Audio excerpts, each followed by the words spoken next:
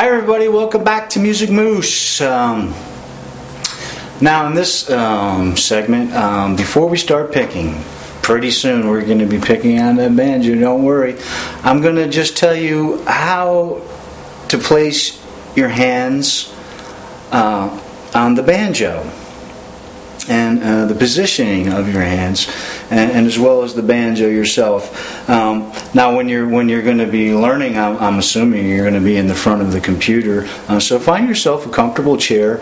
I have armrests on this chair, but you should probably use just a straight chair with no armrests, just to get yourself comfortable, get yourself up on the end of your chair, and just sort of place the banjo like you see it here in your lap.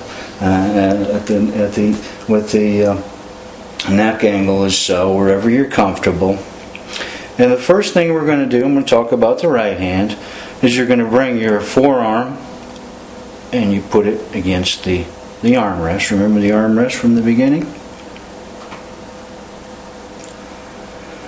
And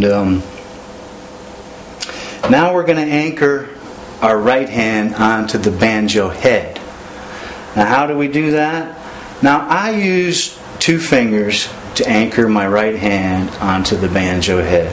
I'm going to be using my pinky and my ring finger, and I put them together, and I put them both down on the banjo head.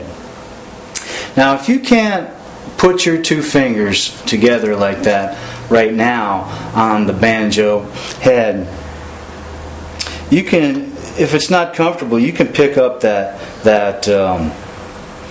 a ring finger on your right hand, because I have to tell you, when I first started learning the banjo, I had a really hard time trying to keep that ring finger down on the head. It just wasn't comfortable for me.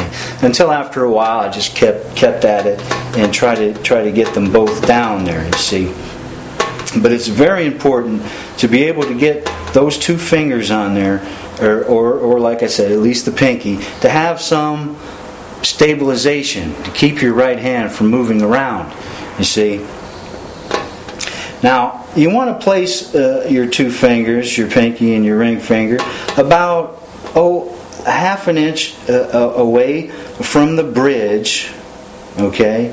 And about maybe a quarter of an inch away from the string, away from the first string, you see, so you don't want to have your fingers touching the first string or touching the bridge, because remember that bridge, that's the transfer of sound and vibrations. So if you do put your fingers on the bridge, that's just muting the sound of the banjo. So what you want to do, again, about a half an inch away from that bridge, and maybe a quarter of an inch away from them strings, you see, and kind of position your hand like so.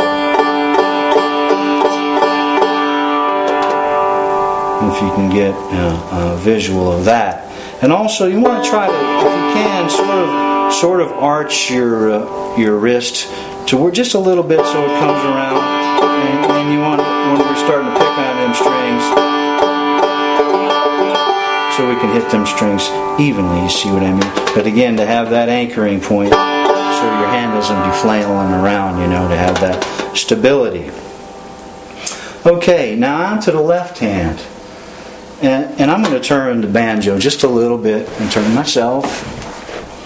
Now, when your left hand, when we're first starting, we're just going to take our left hand and sort of cup it up against the neck, just lightly. And you can see that in between my thumb and my index. It's just going to be just cupped in there a little bit, so we can have position to start being able to fret the banjo, you see.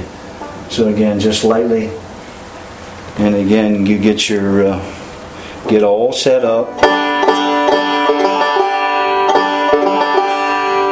to be able to start picking the banjo.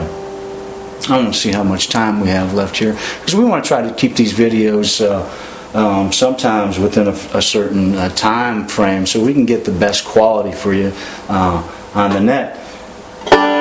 So I think I'm just going to leave it at that for this segment, just so you can get comfortable just with your own banjo. You know, like I said, just get it in your lap and get yourself all set up, and try to get those fingers on that head, at least the pinky, like I said, before we can start picking. And I'll tell you what, we're going to start our first banjo roll, is what they call it. We're actually going to start picking the banjo in the next segment. So thanks again, everybody, for joining me, and I'll see you next time right here on The Moose.